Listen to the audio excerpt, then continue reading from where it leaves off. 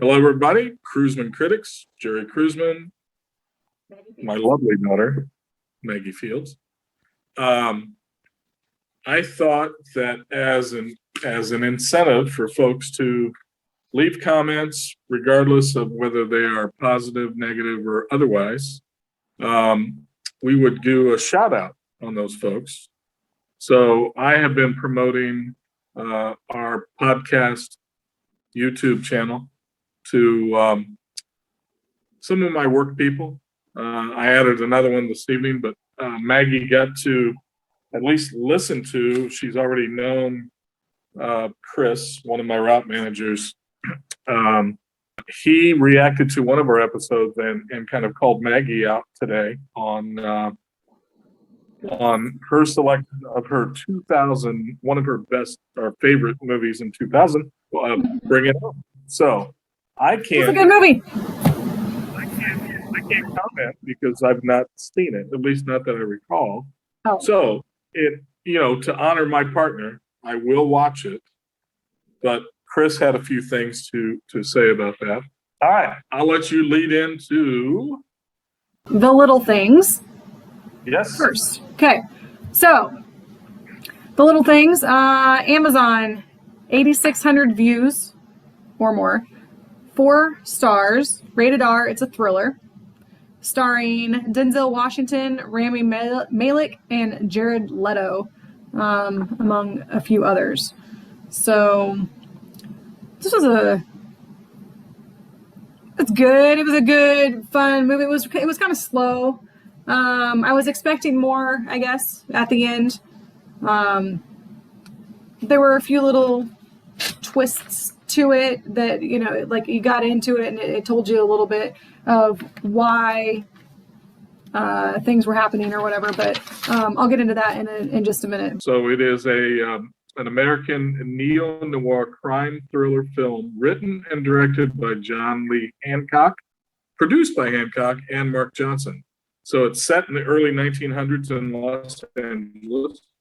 The film follows detectives Denzel Washington and Rami Malek, who investigate a string of murders which lead them to a strange loner who may be the culprit, Jared Leto.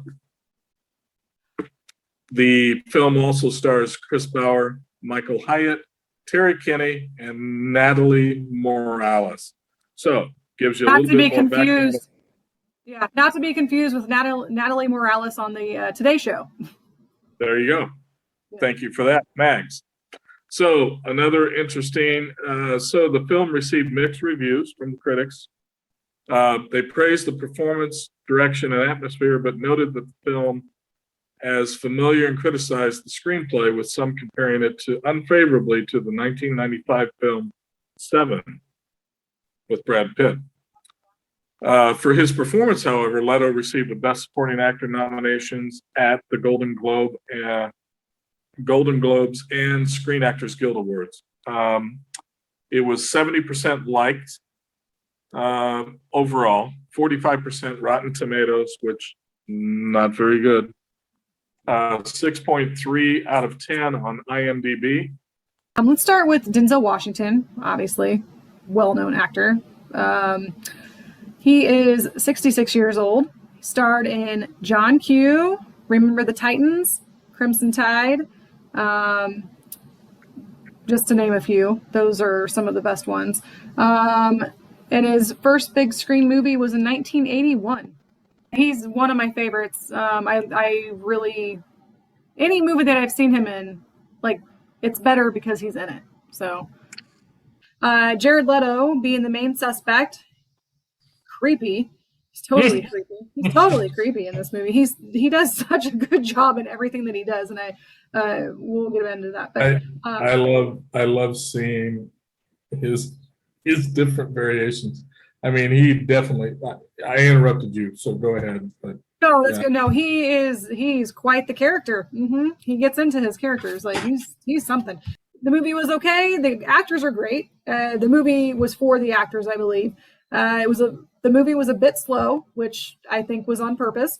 I was expecting a little bit more at the end than what we got, but it was okay. Yeah. So spoiler alert, of course. I guess my impression, I'm not sure what yours was, is I don't think that he did it. I think it all came full circle back to he is just a crime buff, a very intelligent individual, and had no association with any of the murders, which is makes it even kind of a darker film, you know. Yeah. But brings it full circle for Denzel and what he went through, and then of course Malik on what he's going through, and Denzel did his best to kind of help him through that, which we won't give that part away, but you know what I'm talking about. So Yeah, and maybe this will or will not give it away, but in a lot of those movies, there is usually a twist, and one of those people are, you know, it's like, oh, it was them all along or whatever. Well, in this one, it was like, it was none of them, but they all had a little story to them, and it was like, okay. So I guess on that end, you know, that was different, and that was really, that was good, but it was just, I guess I was just expecting a little bit different, and I got done, I was like, oh, well, that was good. It was good. yeah, I got into it again, as you talked about, for the actors. And I was waiting, and even up to the end, I thought, wow, you know, it did. I actually thought to myself that it reminded me of Seven, which is a good movie. Again, very dark, but definitely had a twist. I think the previous percentages that we gave this thing probably speaks for itself, and the fact that it never made budget, only coming in 29.2 on a budget of 30, kind of says it. I was going to go back to Rami Malek. Let's see. Oh, this was fun. He went to high school with Rachel Bilson and Kristen Dunst, Kirsten Dunst. So she was also in the Bring It On movie that I so much liked that I got crap for. So yes, yeah. So back in California, and Rami also got his bachelor in fine arts in the University of Evansville in Indiana. So I thought that was pretty cool. I didn't know if you knew that, Dad, since we are Indiana natives. We are Hoosiers. Yes, we are. The Hoosiers. So right. let's see. He started out on some Gilmore Girls. I didn't actually watch that show, but I do know about it. I guess he was part of the Night at the Museum movies, and he was the Bohemian Rhapsody of 2018. He was cast and is the main villain in the James Bond film No Time to Die. So that film has been in the can for a while. It was initial release date of April of 2020, but due to COVID related delays has been moved back to at least October of 2021, and I heard November of 2021. So, but a very talented actor, and I enjoy seeing him in a lot of different things. Yeah, and in this movie especially, he was just so slow. like he was just taking it all in and thinking about it, and but it was just so funny. I'm like, oh my gosh, like, yes, you're so slow. But I felt it. I wasn't like, oh my God, come on. I was just like, wow. Like, I don't know. He did a really good job. Yep. So I don't want to get too long on this, but I didn't get a chance to talk about, but of the three actors, one of the ones I enjoy, I know not necessarily the most, but as much as Denzel was Jared Leto. His performance as a transgender woman in Dallas Buyers Club earned him an Academy Award. That was in 2013. He starred in Suicide Squad in 2016 and Blade Runner 2049 in 2017. And of course, the little things that we just talked about. He is definitely considered to be a method actor, known for his devotion to and the research of his roles. He often remains completely in character for the duration of the shooting of the films, even to the point of adversely affecting his health, as noted in Dallas Buyers Club. If you see any of that movie, you know that that man went through some extremes to get to that point. So, yeah, and one of the movies that he had, to affect his health with or whatever, he had to gain a whole bunch of weight in the movie Chapter 27.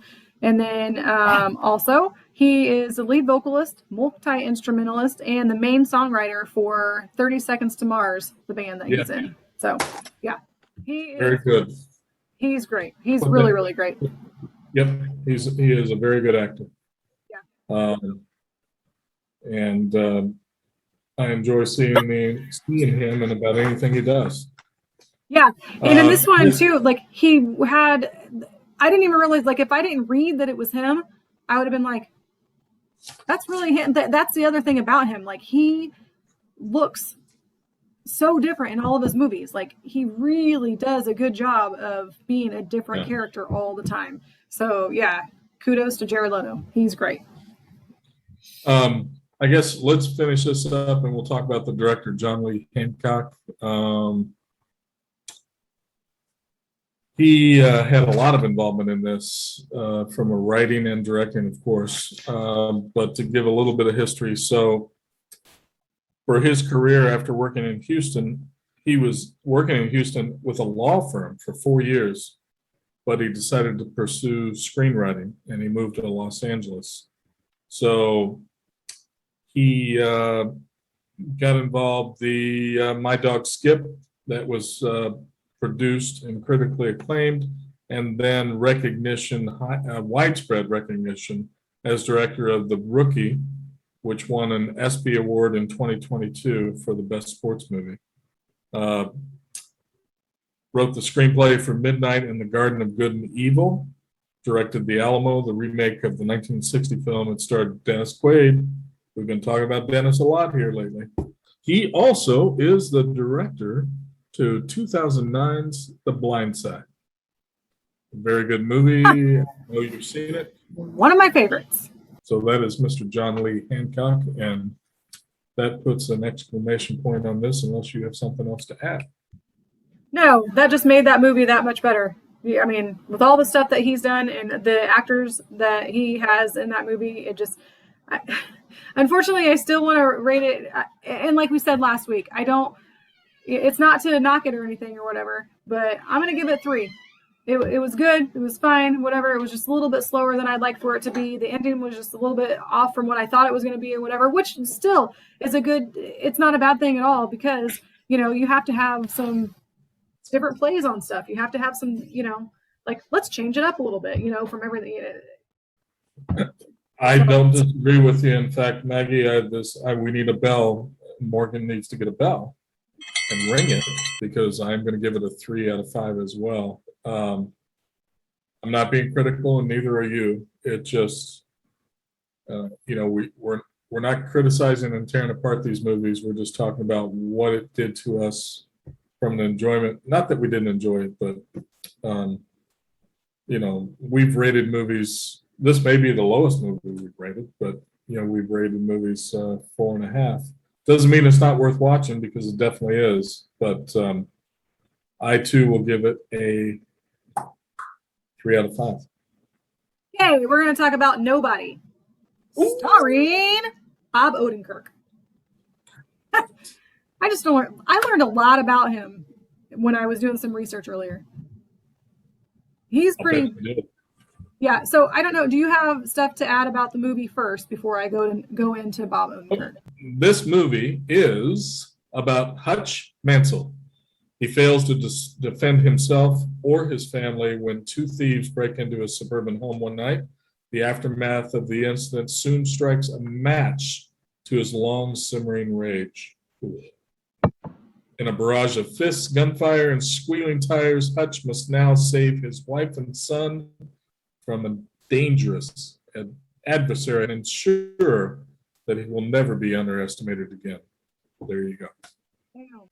This movie was 92% liked, 84% Rotten Tomatoes, 7.4 out of 10 on IMDb, a budget of 16 million and made 56.7 million, a winner by all stretch of the imagination, and enjoyable to watch. And Maggie, I'll let you go from there. Yeah. So the movie is on Amazon, rated R. It's an action. It looks like a little over 4.5 stars, which I think is pretty accurate, with over 30,000 views so far. This movie was really enjoyable to watch. I really, really liked it. I had fun. I watched it twice. And I will watch this one again. So I know you gave your little overview. I'm going to talk about Bob Odenkirk. He is so cool. So one of the first things, he started in open mic stand-up in Chicago. So right where you're from. I saw him down here. I had a drink with him the other day. I wish you did, except for not the other day, because he did just have a heart attack. So hopefully he's feeling better. That's why it's my fault. Anyway, he was a writer for SNL, so Saturday Night Live in 1975, for which he won an Emmy. He also was hired to work for The Dennis Miller Show in 1992, noticed by Ben Stiller, who also hired him as an actor-writer for The Ben Stiller Show in 1992. It was short-lived, but he won another Emmy for that writing. He wrote for Conan O'Brien, made appearances on Just Shoot Me, Third Rock from the Sun, Everybody Loves Raymond, and a ton more. And then I personally know him from Breaking Bad, where he was a lawyer, Saul Goodman, and he reprised his role on Better Call Saul. Very talented actor, and as Maggie stated, he just suffered a heart attack while working on Better Call Saul series. So best wishes to him. Oh my God, I can't talk.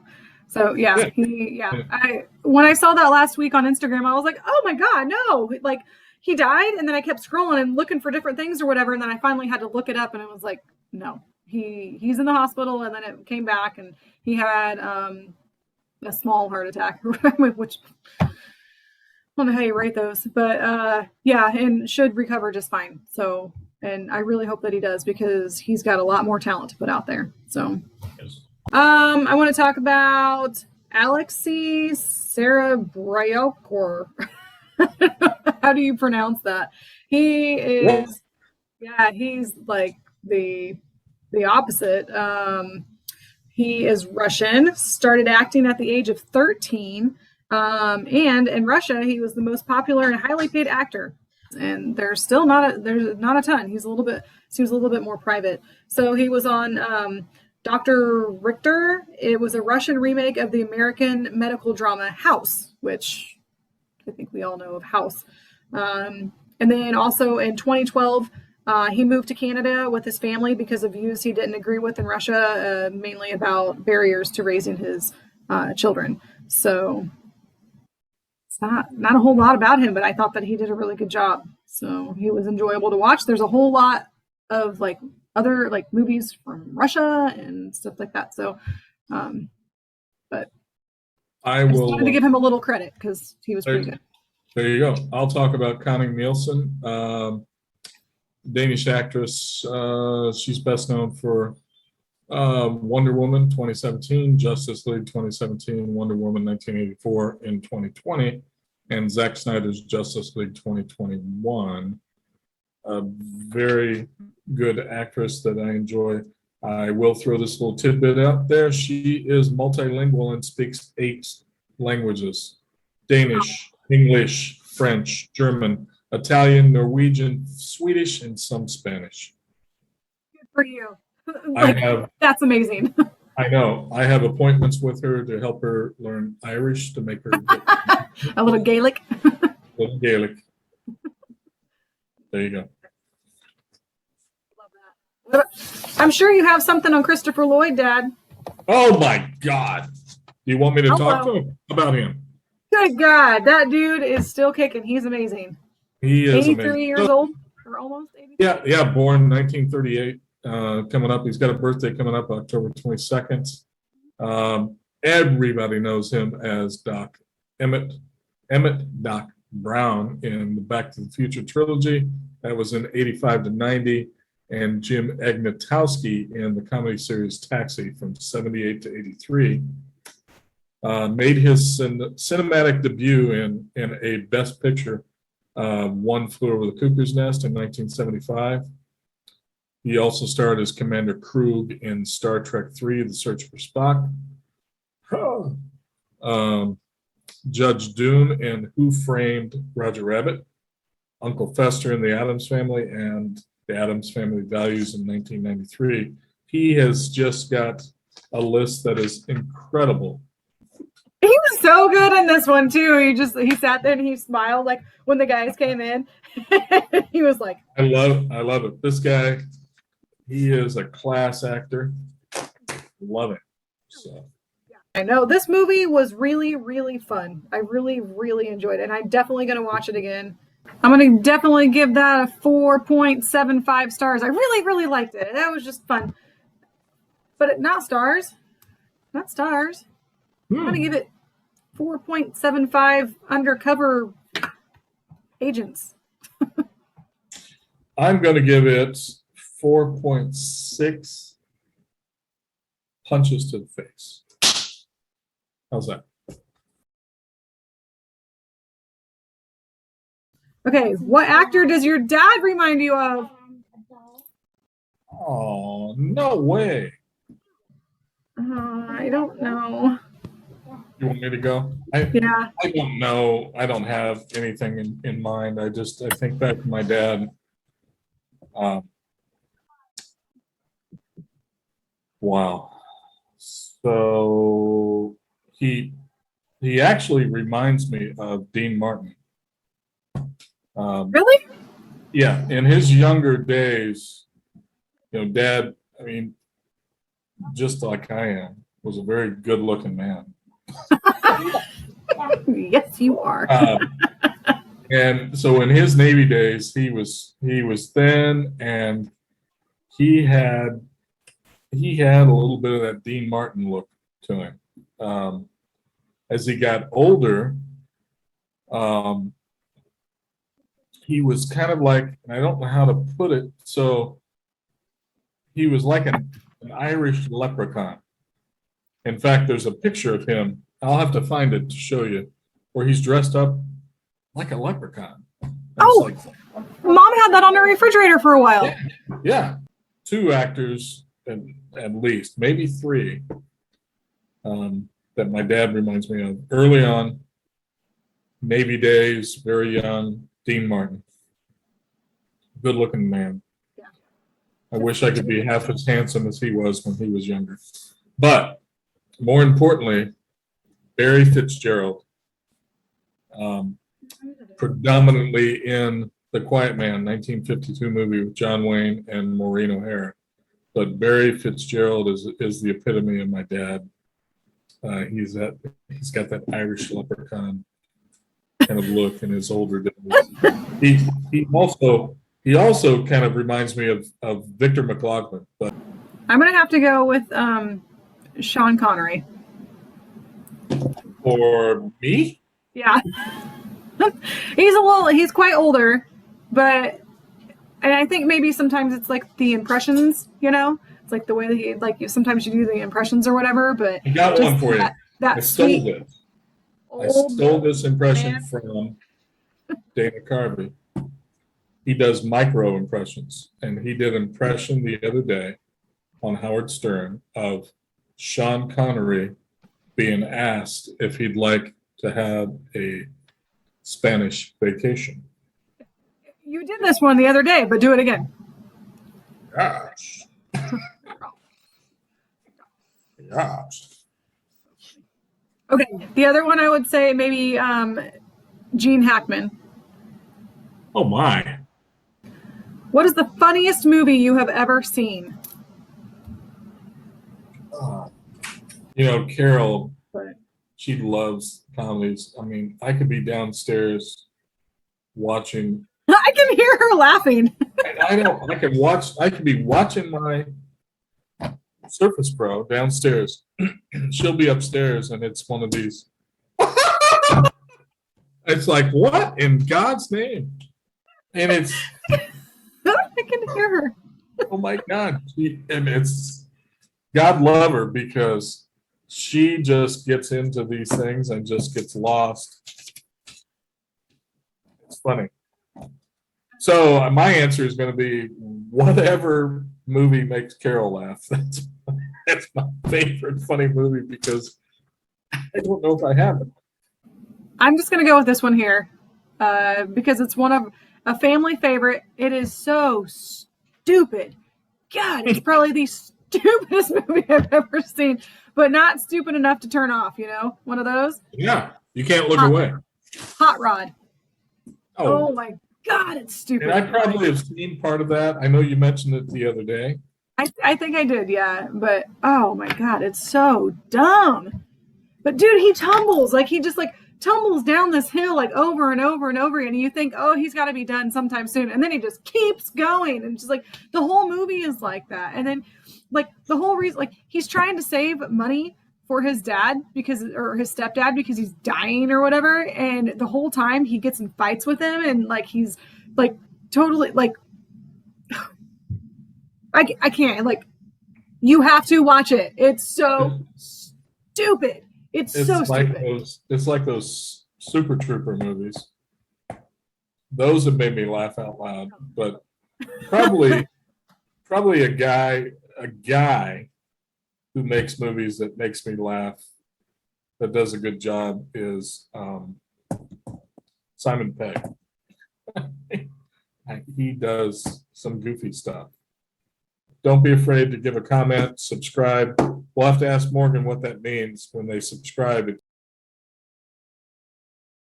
I know that Maggie and I are having a great time with this, and I'm enjoying the hell out of it. And what I'm enjoying as much, if not more, is people that I'm working with and people that I know who watch this and look forward to watching it on a weekly basis. And we got thick skins. We're not all about the critique piece that it hurts our feelings. We want to make it better, and that's what we've tried to do on each of these episodes. So again, it's all about fun. If we can provide some insight to you folks to enjoy a movie, or at least have, oh yeah, I want to go see that. That's great. And that's what we're all about. So we appreciate you. Please like, respond, subscribe, send me a letter, give me a call. We'll do a shout out to you. See you guys.